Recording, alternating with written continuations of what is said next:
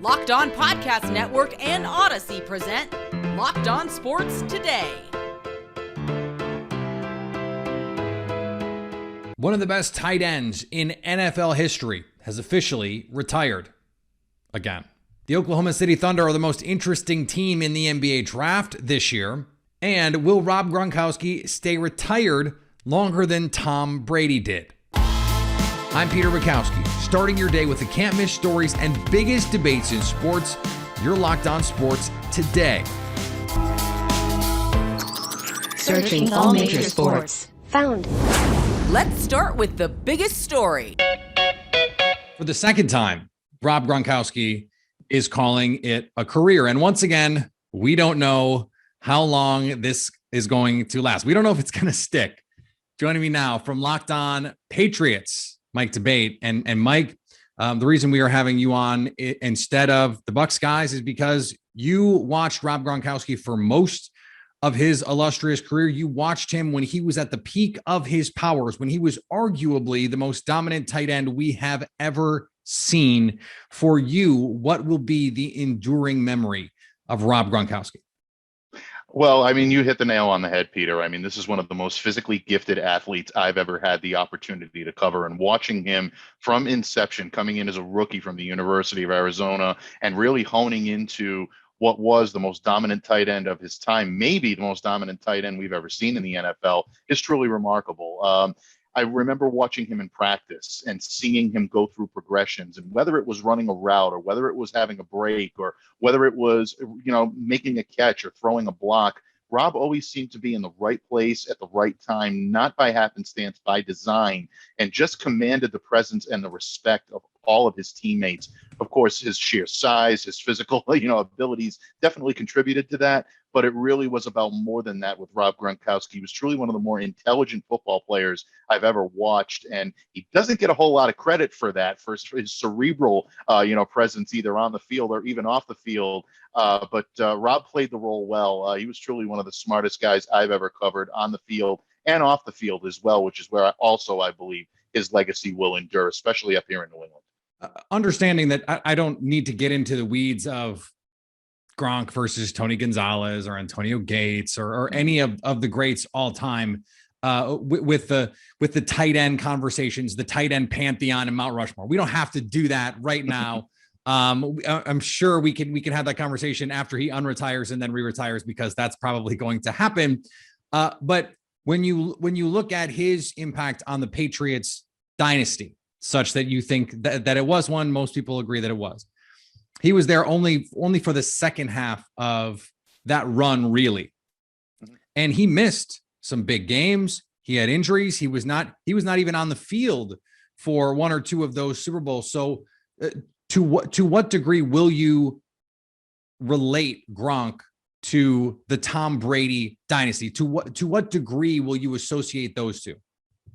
Well, I think there's some people that put him right up there with Brady as one of the more indelible figures of both dynasties. A lot of people forget that Rob was really a part of that second run, not the first run. Just the stature of him in New England has really taken on some sort of mythical proportions, if you think about it. You make a very good point about his injury, and I think that's probably always been the one knock on Rob Gronkowski. If people are going to look at his career in a vacuum, they're going to look at those years, those times that he missed significant periods on the field, including Super Bowl 51, not on the field for that historic comeback.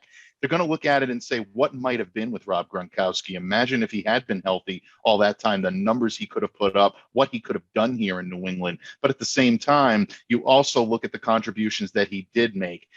First team All-Pro 4 times. He was a 5-time Pro Bowler, 3 rings up here in New England, 1 down in Tampa Bay. So that indelible mark that he left, and just the physical presence he brought to the field, is going to be the way I think he's remembered up here in New England on the field and off. Again, I alluded to it before, just the endearment that he had to the community up here, donating several, amounts of his time, of his energy to children's hospitals, both in Boston and in Providence, Rhode Island, where I'm from. Something that he'll be remembered for just as much as his accomplishments on the field up here in New England. Rob is still really thought of very highly in these parts. With the understanding that we don't know what his future is, short term or long term. Maybe he goes back to wrestling. Maybe he comes back to Tampa Bay in a couple months. What would you like to see Rob Gronkowski do next? I think Rob has earned the right to be able to do whatever he wants to do at this point. The career that he's had and what he's done on the field. If he wants to take another crack at WWE, I thought he was pretty good on the mic. We'll see. In the ring, I don't know, a little stiff. Maybe you can work with some of those guys a little bit.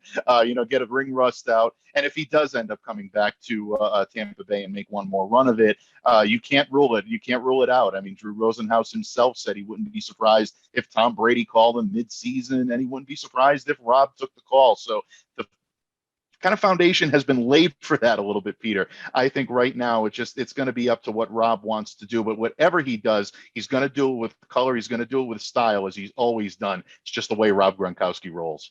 Mike brings you Pat's news and takes every day on Locked On Patriots. You can find it anywhere you get podcasts, including on YouTube.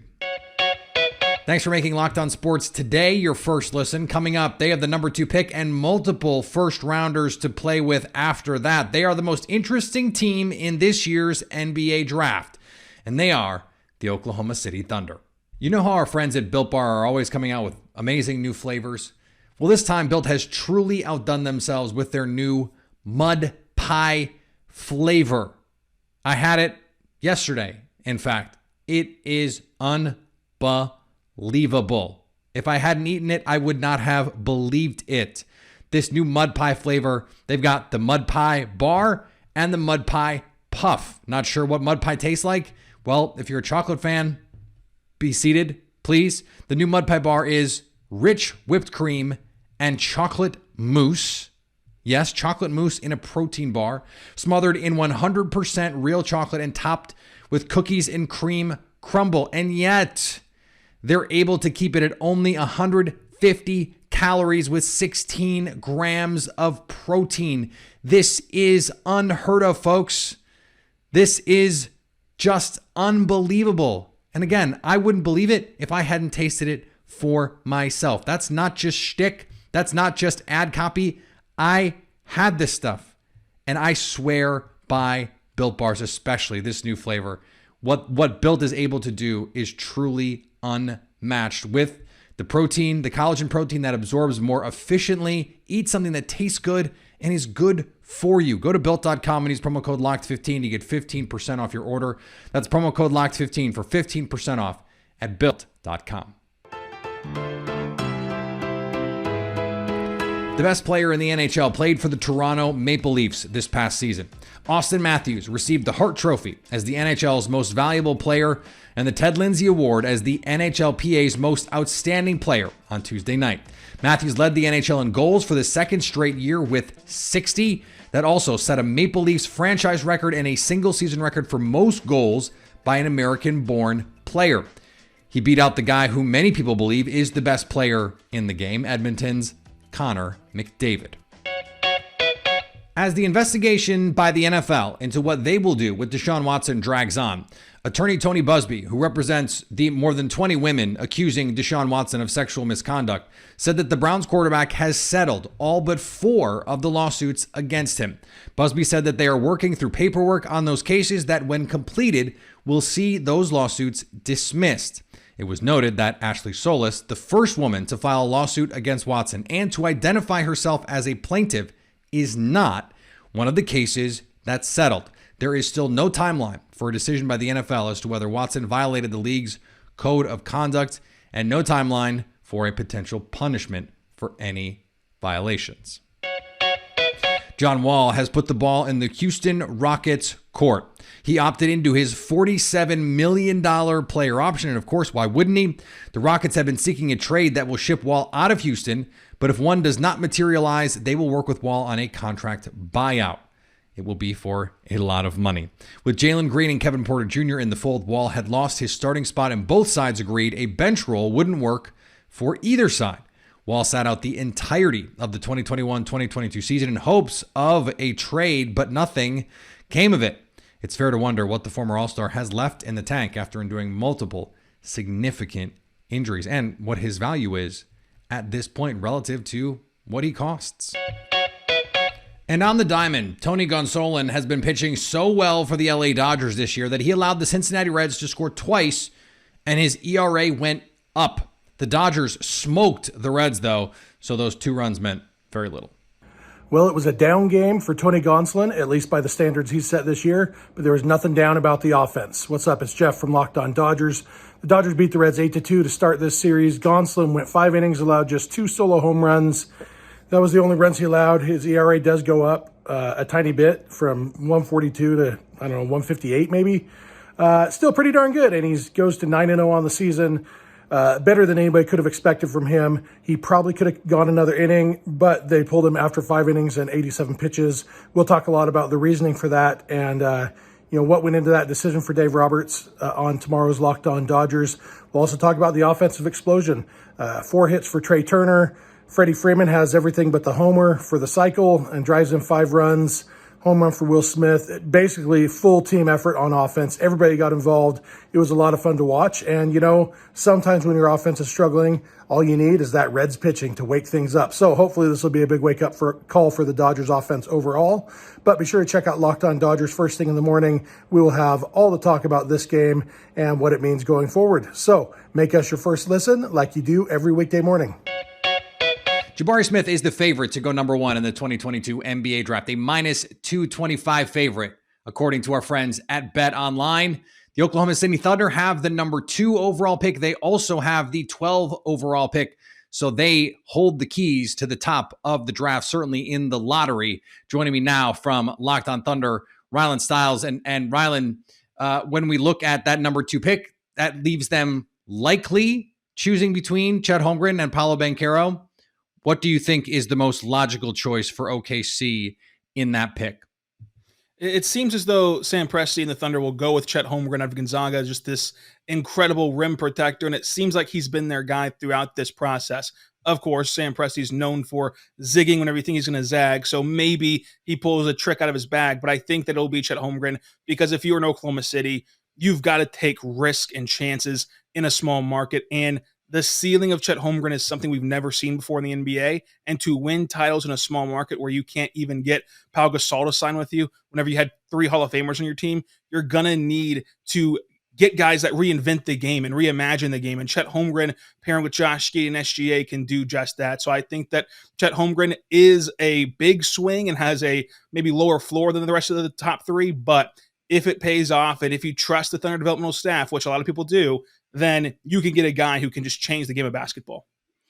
Yeah, Chet Holmgren seems like the most Sam Presti pick, right? That seems to be one of the big pieces of the case. So, okay, they also have the 12th pick. So if you are able to get this kind of unique, 7+ footer who can move, who can pass, and certainly who can protect the rim, how do you go about handicapping the kinds of players? Because we have far less knowledge of the actual guys who are going to be there, the kinds of players you think the Thunder could target in that range.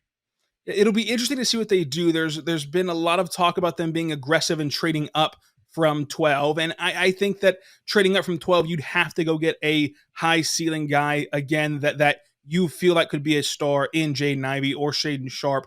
I think past that, you kind of just stay put at 12 because somebody of quality has to fall to you. There's just too many guys in that same range from 7 to 12 that somebody will be there. I think that you look for shooting with the Thunder. They're the worst shooting team last year. They need some floor spacing, especially whenever you consider that Josh Giddey can't really shoot at this moment in time, that SGA is best getting downhill at the rim. You don't want to clog that paint too much for those 2 guys. So floor spacing guys, people who you trust can shoot the 3 ball, and maybe even a bucket getter because that offense was lagging behind. And it seems like the Thunder can teach defense at a high clip. So even a guy like Johnny Davis, who played good defense at Wisconsin and is a bucket getter and maybe a bit of an inefficient scorer in college, he would be a guy that I would target at 12 if I was a Thunder, because you can teach him to be more efficient with the NBA spacing and with the construct of a better offense in the NBA than he had in college. Plus, he already gives that effort at a high level on the defensive end. So Johnny Davis would be there. If AJ Griffin fell, one of the best shooters in this draft class,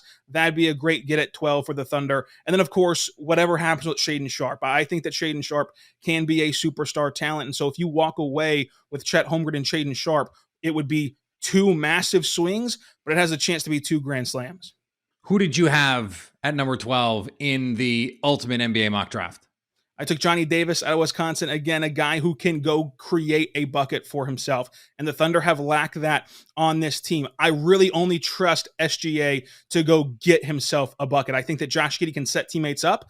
But past that, I think that if you're in an ISO situation in a half-court offense late in games that matter, late in playoff games in the future, you're going to need a guy who can just in the half-court take on his matchup, exploit pick and rolls, and go get himself a bucket. And so far, the Thunder have compiled exactly one of those guys. Johnny Davis could be the second if he progresses nicely in the NBA. Rylan has you covered with all things Thunder on Locked On Thunder every day on your favorite podcasting app, as well as YouTube. One live NBA draft show is not enough for Locked On. The entire NBA channel is going live on NBA Draft Night. So if you have a favorite NBA team, make sure you subscribe now to their Locked On YouTube channel so you get notified when they go live on Draft Night. Coming up, Rob Gronkowski may have announced his retirement on Tuesday, but that doesn't mean he's really retired, right? We've already seen this once during this current offseason. Remember, Tom Brady retired for what felt like 20 minutes. Then he unretired. Now his longtime favorite target, Rob Gronkowski, has announced his retirement. But the boys with Locked On Bucks aren't convinced this is it.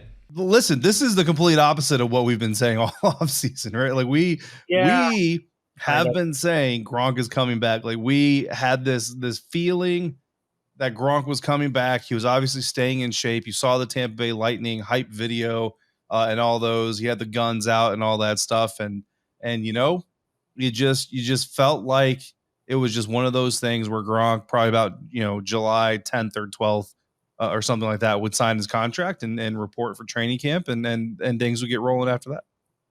Now, you were more steadfast throughout in your belief that Gronk was coming back, because if if some of our listeners go back, or some of our listeners may remember, I started wavering. My confidence level was dipping and dipping and dipping. Then you were right about the Brady thing, and I was like, all right, you know what? Maybe I'm being too cynical. That's just my nature. So I started to just kind of assume that Gronk was going to be there again. I should have stuck to my guns and continued to dwindle my belief that Gronk was coming back, because then I would have been right this time. All of that, of course, that is important here. All of that said, Tom Brady retired for 40 days. Yep. And we saw that barbershop video where he said he was going to make Brady sweat it out a little bit and make him wait because Brady made him wait. All I'm saying is that 40 days from now is like just barely under 2 weeks before the season actually starts. So much like you refuse to actually close the door on Tom Brady being retired, or Brady coming back, however you want to phrase it, I'm not fully convinced we've seen the last of Gronk in Tampa Bay. Maybe we're talking about like November. Yeah. Maybe we're talking about December. But I'm gonna leave it open just a smidge, because I do think there's a very small outside chance, especially if you see injury issues like we saw last year, that Brady's going to be able to say, look, big guy, I need you. Can you give me 3 months?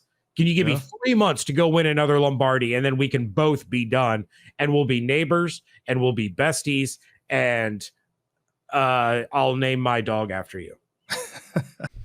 I don't know how you can be convinced that Rob Gronkowski will stay retired. I don't know if a year off is enough to convince me he will stay retired. We already saw him do this once, coming back from professional wrestling to go be with Tom Brady. If Tom Brady calls him in November, and he gets to skip training camp, he gets to skip exhibition season, he gets to skip the beginning of the season, he can just come out, get into shape, and go try and win a Super Bowl, go play in the postseason in the games that matters.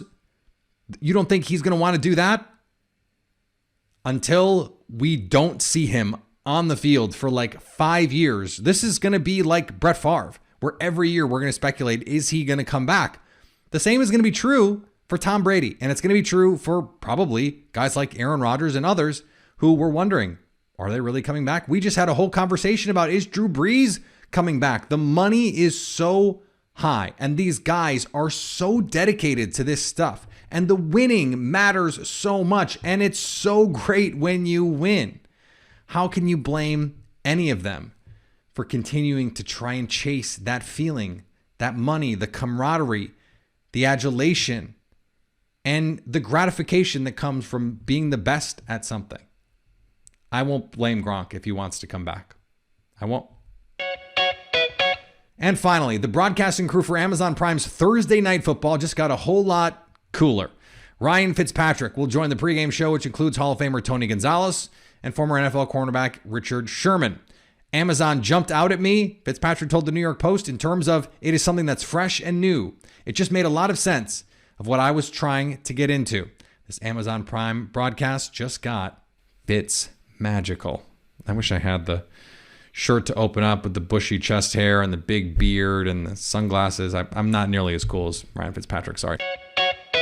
Thanks for making Locked On Sports Today your first listen, even though I'm not as cool as Ryan Fitzpatrick. Make your second listen the ultimate NBA mock draft. Locked On NBA brings you a mock draft unlike any other. Rafael Barlow from Locked On NBA Big Board is joined by every Locked On NBA host and some NBA insiders from the Odyssey Network to deliver picks and analysis. Locked On does mock drafts better than anyone else, and the ultimate NBA mock draft is a perfect example. Coming up Thursday, will the Tampa Bay Lightning even up the Stanley Cup Series at home? So at least until tomorrow, stay locked on sports today. Locked On Podcast Network and Odyssey present Locked On Sports Today.